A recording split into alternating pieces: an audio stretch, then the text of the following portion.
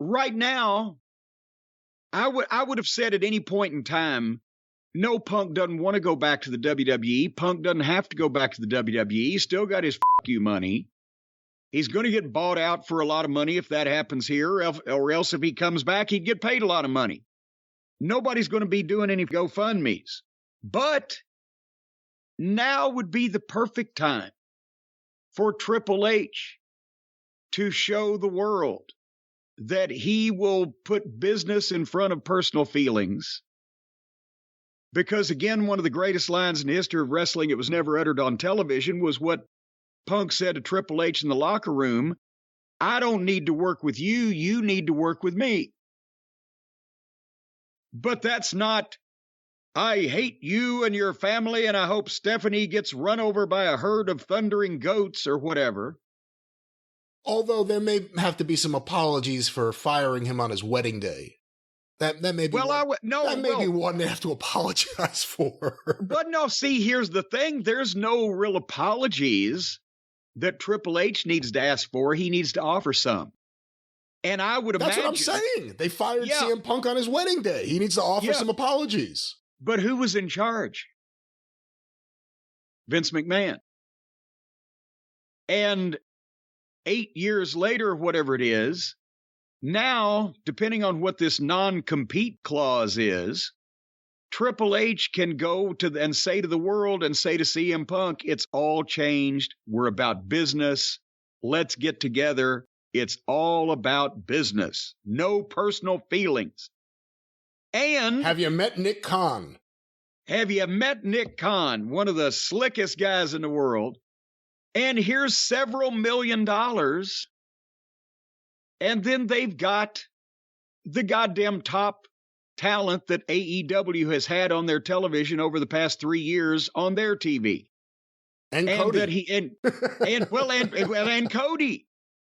One of the EVPs, the top in-ring star, depending on what happens in 2024, maybe MJF, who knows.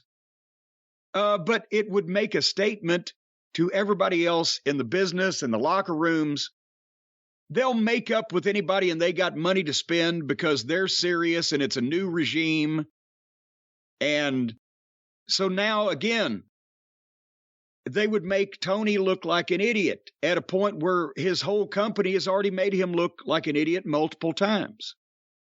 And even if it's 6 months from now or whenever he gets finished with his surgery. So that's probably what the holdup is. Tony Khan said, well, if I'm going to pay you, then you shouldn't be able to go anywhere for however long your contract was for. Well, maybe I'll just sue you for your EVPs busting in my locker room and causing a goddamn fiasco.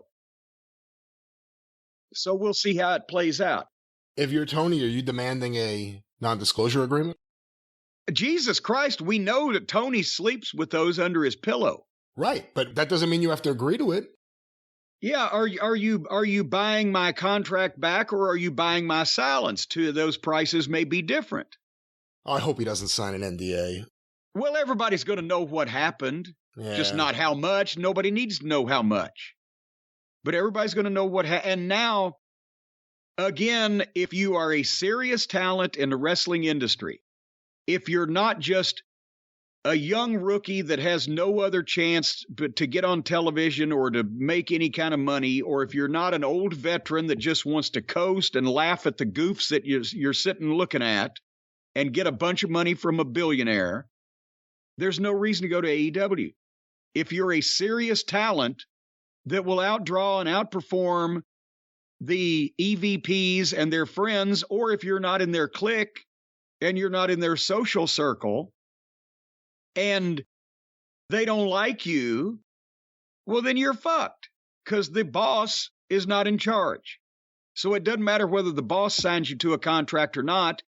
Then you're putting your career in the hands of Matt and Nick Jackson. I understand sit in, according to what I've been reading on Twitter or on the internet, sit in on the production and booking meetings. Twinkle Toes, when he's there, sits in. Talk about whistling stranger in paradise. These morons sitting in on a wrestling booking session. So that's who any serious talent would be placing their careers in the hands of. A feckless, ineffectual leader that lets his talent run rampant over him, and a bunch of jealous, indie-minded, as you said, passive-aggressive little fucking twats that basically run anybody off that either is not in their friend circle or that can get over them, which is almost everybody in a serious wrestling business. If the Bucks survive this, who do you think comes out on top, them and Jericho, in terms of backstage politics? Well, but now, see, remember, the Bucks are still dealing then with an old master when it comes to conniving. And Jericho is, he's very polished with that. So, and also we know that he loves coups and insurrections. So keep an eye. He could be storming the gates of Daly's place anytime now. I'm sure Hager will be with him. Hager will be right there alongside of him. So CM Punk, I mean, here we are. If this really is the end, how do you look at his AEW run? I really couldn't disagree with anything that you said when you ran it down. His matches have all made sense. Somebody's go, oh, but he botched a fucking buckshot lariat or what? Big shit. Look at that program. Maybe CM Punk wouldn't have looked so good over the last year if he was on a good television program, but he wasn't. But everything that he did made sense, was serious, didn't insult the wrestling business. It drew money, it drew ratings. It was the promos, whatever, everything you said. If that was something they could have built off of, if Tony was smart enough and if the other people weren't working against him. But because they're so schizophrenic, because they have to have their falderall and their best friends hugging each other and the goddamn lizard man and all that Southern California PWG bullshit that nobody wants to fucking see. That's why they tune it out by the hundreds of thousands. They were working at cross purposes. If you'd have had a young, serious lineup of talent ready to go in some interesting situations underneath guys like Punk and Danielson when they were both doing ratings, then you could afford to lose some of the top guys because people would be more interested in your newer talent now, with the exception of MJF, who gets himself over. Again, who on the male or female side is in a better place now, is more over, is more popular, is more of an asset to the program than when they made their surprise appearance for the first time or when they first showed up? Nobody.